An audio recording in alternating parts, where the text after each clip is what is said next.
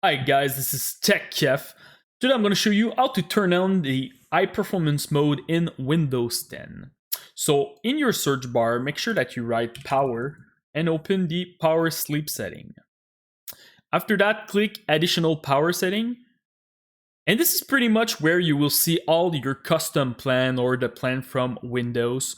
Yeah, and that's about it. If you have a Ryzen processor, you should definitely do some tests. For me, when I do a Cinebench test, the balance was a little bit better than the high performance one. I'm getting better boost clock, so that's why I'm using balance.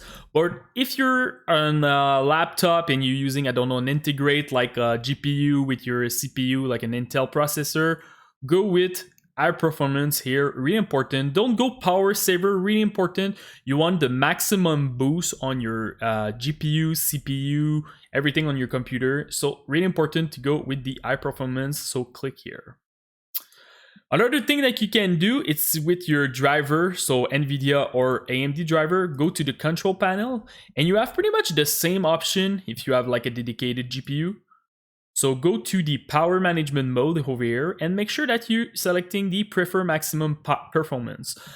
So with that, you're gonna make sure that your GPU will have like the best boost clock that it can do. And also with the one from Windows, you're gonna make sure that your CPU is maxed out also. So that's about it for this quick guide. If you have any questions, just comment in the YouTube section. I will try to help you the best that I can. And don't forget to subscribe to the channel. Peace.